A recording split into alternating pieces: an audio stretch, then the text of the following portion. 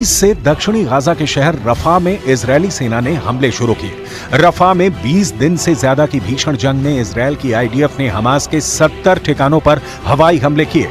Israel की IDF ने दावा किया है कि उसके सैनिकों ने मरकावा टैंक और भारी हथियारों के साथ रफा में ग्राउंड ऑपरेशन किए हैं, जो सफल रहे हैं। आईडीएफ का कहना है कि इजरायल के इस ऑपरेशन में 50 से ज्यादा हमास लड़ाके पूर्वी रफा में मारे गए हैं। इसके अलावा हमास की दर्जनों सुरंगों को तबाह कर दिया गया है। इजरायल ने भीषण हमलों की वजह से रफा से 8 लाख फिलिस्तीनी भागने के लिए मजबूर हो गए हैं। लेकिन इतने भीषण खूनी हमले करने के बावजूद क्यों कहा जा रहा है कि रफा में इजरायल फंस गया है और हमास के लड़ाके इजरायली सेना पर भारी पड़ने लगे हैं? हमास को जड़ से मिटाने की कसम खाए बैठे इजरायल ने गाजा पट्टी पर जबरदस्त तरीके से बमबारी की है।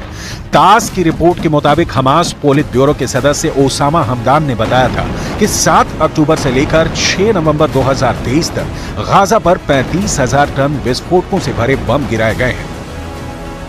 इससे अंदाजा लगाया जा सकता है कि हमास को मिटाने के लिए इजरायल को कितनी भारी कीमत चुकानी पड़ रही है।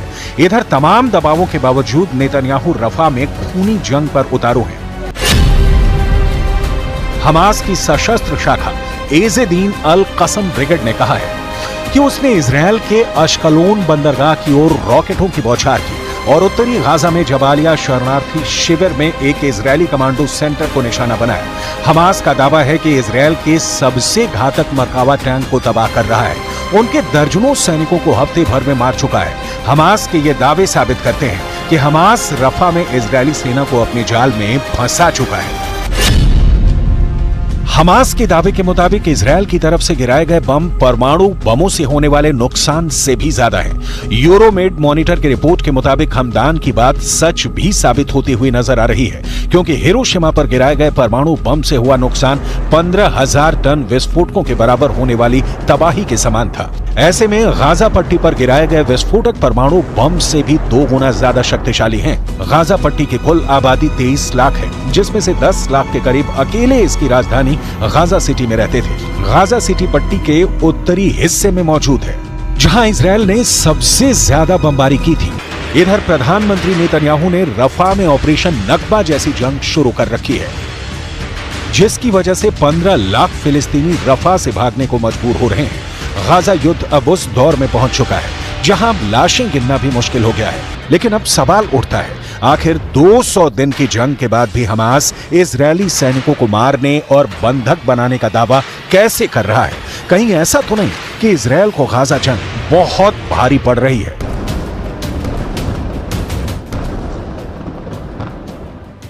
जिस तरह हिजबुल्लाह ने उत्तरी इजरायल को जलाया, अब उसी तरह एक और देश को जलाने की धमकी दी है।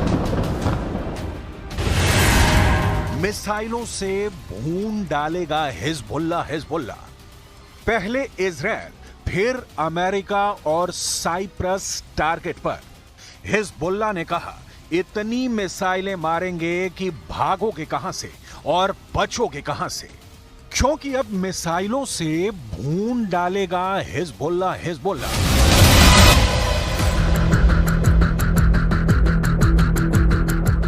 इजरायल का ये हाल हिजबुल्लाह ने किया है। ये लेबनान का वो मिलिशिया है जिससे ईरान का समर्थन है। उसने इजरायल की जमीन को अंगारों में बदल दिया। ये है किर्यात शमूना।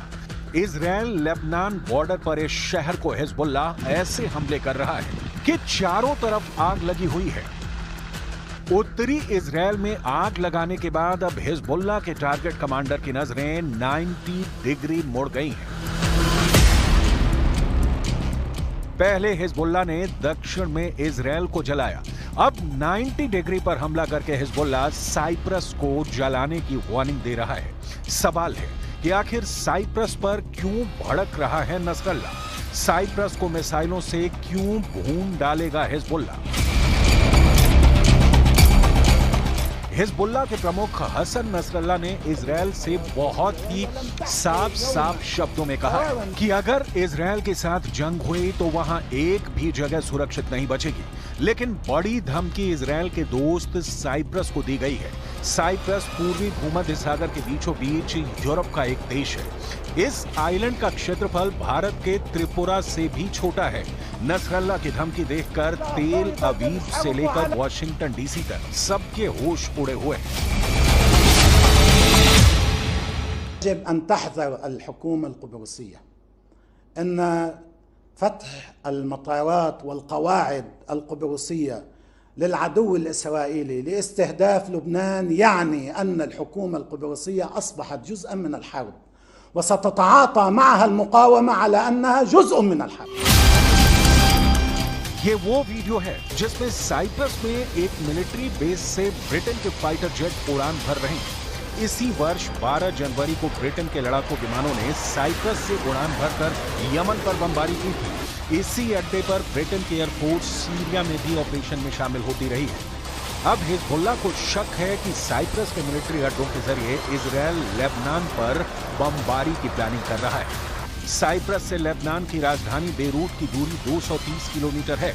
यही वजह है कि एयर ऑपरेशन के लिए साइप्रस के एयरबेस इजरायल के लिए बड़ी मदद साबित हो सकते हैं। दक्षिण साइप्रस में ब्रिटेन के 2 मिलिट्री बेस हैं। इसमें दक्षिण पश्चिम में अकरोतरी एयरबेस है, जबकि दक्षिण पूर्व में धकेलिया मिलिट्री बेस है, जहां ऐसे रडार और कम्युनिकेशन सिस्टम लगे हुए हैं जो रूस तक अपनी नजर रखते हैं। यानी पूरे पश्चिम एशिया पर यहां से नजर रखी जा सकती है। लेबनान में हिजबुल्लाह की टोह भी इसी बेस के जरिए ली जाती है।